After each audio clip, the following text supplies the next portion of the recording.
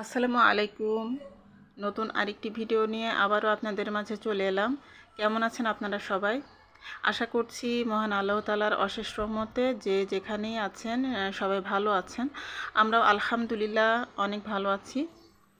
তো আজকের ভিডিওটা আমি শুরু করেছি সকালের নাস্তা থেকে। আর আজকে সকালের নাস্তায় আছে পান্তা ভাত। তো পান্তা ভাতটা খাওয়ার জন্য আমি এখানে ডিম ভাজা করে নিচ্ছি শুকনা মরিচ দিয়ে। আর এখানে এই যে পান্তা ভাত, তারপরে এখানে আমি বেগুন ভর্তা করে নিয়েছি। আর সেই সাথে টমেটোর টক আছে, তারপরে ইলিশ মাছ ভাজা করেছি, ছোট ছোট আর কি পিস হয়েছে যেহেতু মাছটা ছোট ছিল। আর এখানে চান্দা মাছের ভর্তা করেছি, গতকালকে মানে করেছিলাম, সেটাই আছে। আর এই যে পেঁয়াজ, কাঁচামরিচ, শুকনা মরিচ, লেবু। আর এখানে আমি ডিম ভাজাটা করে নিয়ে তারপরে আমরা নাস্তা করে নিব। তো আমি আর আমার হাজব্যান্ড আমরা দুজনে নাস্তা করব। আর বাচ্চারা তো পান্তা ভাতটা পছন্দ করে না খেতে। তো যাই হোক, এখন দুপুরে রান্নায় চলে এসেছি। আর আজকে দুপুরবেলা রান্না করব চিংড়ি মাছ দিয়ে ডাঁটা দিয়ে। তো মজার একটা তরকারি। আর এখানে আমি তরকারিটা এখন বসিয়ে দেব। তো কড়াইতে আমি সরিষার তেল দিয়ে দিয়েছি।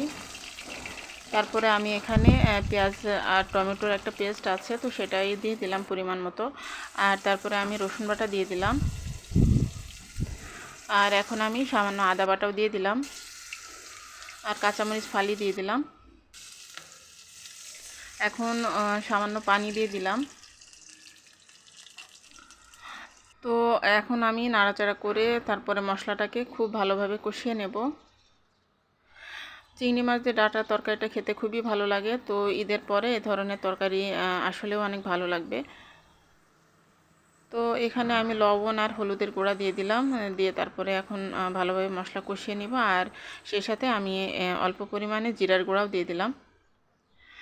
আর একদম লাস্টের দিকে আমি জিরা সরিষা বাটা দিয়ে দিব। তো এই বাটাটা আমি সবসময় লাস্টের দিকেই দিয়ে থাকি, তাহলে মানে জিরা আর সরিষার একটা মানে ফ্লেভার পাওয়া যায়, তখন খেতে খুবই ভালো লাগে।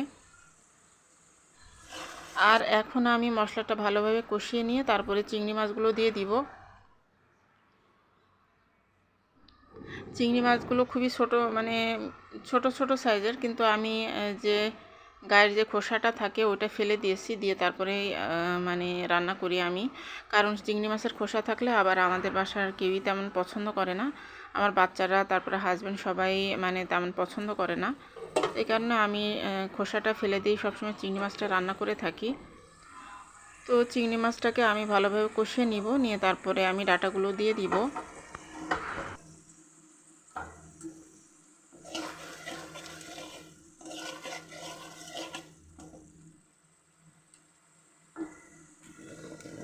তো এখানে চিংড়ি মাছগুলো কষানো হয়ে গেছে, তো আমি এখন ডাঁটাগুলো দিয়ে দিচ্ছি। ডাঁটাগুলো আসলে অনেক বেশি কচি ছিল, তো রান্না করতে খুব একটা বেশি সময় লাগেনি।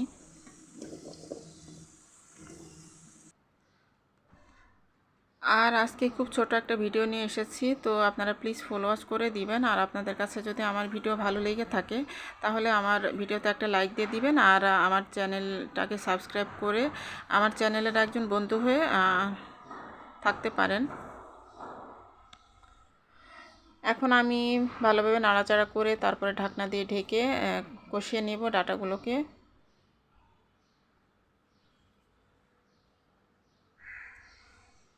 এখন আমি ঢাকনাটা খুলে তারপরে আবার নাড়াচাড়া করে দিচ্ছি।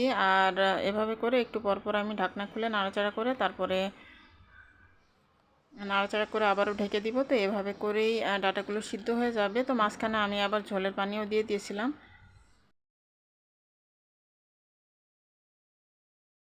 আর এখন আমি টমেটো কুচি দিয়ে দিচ্ছি। তো এটা তো একটা নর্মাল তরকারি, এত ডিটেলসে বলারও কিছু নেই। তো এখন তো ঈদের ছুটি শেষ হয়ে গিয়েছে, আর আগামীকালকে থেকে আমার বাচ্চাদের স্কুল কলেজ শুরু হয়ে যাবে। তো আসলে লম্বা একটা ছুটি কাটালাম আমরা যারা গৃহিণীরা আছি তাদের জন্য অনেকটাই রিল্যাক্স হয়েছে। পুরো একটা রমজান মাস ছুটি, একদম পুরো স্কুল ছুটি ছিল, স্কুল কলেজ সব কিছু ছুটি ছিল এবার। তো তার জন্য আমাদের জন্য অনেক বেশি ভালো হয়েছিল। বাইরে বের হওয়ার মানে রোজা রেখে বাইরে বের হতে হয়নি।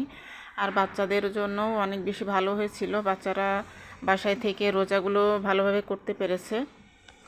তো সব দিক দিয়ে অনেকটাই ভালো হয়েছিল। এবার রমজান মাসটা এমনিতে দিনটাও অনেক ছোট ছিল, তারপরে আবার আবহাওয়াটাও অনেক ভালো ছিল, খুবই সুন্দর আবহাওয়া ছিল। অনেক মানে ঠান্ডা ঠান্ডা আবহাওয়া ছিল, একদমই গরমের কষ্ট হয়নি এবার। তো এবারে রমজান মাসটা আমাদের সবার জন্য অনেক বেশি ভালো গিয়েছে। তবে ঈদের সময় যে দুর্ঘটনাগুলো যে ঘটেছে সেটা আসলে আমাদেরকে অনেক বেশি কষ্ট দিয়েছে। ঈদ যাত্রায় আসলে এবার এত বেশি দুর্ঘটনা ঘটেছে যে আসলে এটা ভাষায় প্রকাশ করার মতো না। এত বেশি দুর্ঘটনা এবার ঘটেছে, সত্যি মানে আমরা অনেক বেশি ব্যথিত, আমরা অনেক বেশি শোকার্ত আমরা। তো যারা দুনিয়া থেকে চলে গিয়েছেন তাদেরকে মহান আল্লাহ তাআলা ক্ষমা করে যেন জান্নাত নসিব করেন। আর যারা এখনও বেঁচে আছেন তারা যেন দ্রুত সুস্থ হয়ে যান। মহান আল্লাহ রাব্বুল আলামিন আমাদের সবাইকে সুস্থ রাখুন, ভালো রাখুন এবং নিরাপদে রাখুন। কথা বলতে বলতে আমি একদমই ভিডিও সংক্রান্ত কিছু আর বলতে পারিনি। তো রান্নাটা কিভাবে করেছি সেটা তো সব কিছু আপনারা দেখেই নিলেন। তো এখানে যে রাতের বেলা আমি টমেটোর ভর্তা করে নিয়েছি, আর সকালবেলার যে বেগুন ভর্তা, তারপরে মানে চান্দা মাছের ভর্তা সেগুলোও আছে। আর এখানে আমি সজনে ডাঁটা দিয়ে ডাল রান্না করে নিয়েছিলাম। তো আজকের মতো এখান থেকে বিদায় নিচ্ছি। আল্লাহ হাফেজ, আসসালামু আলাইকুম।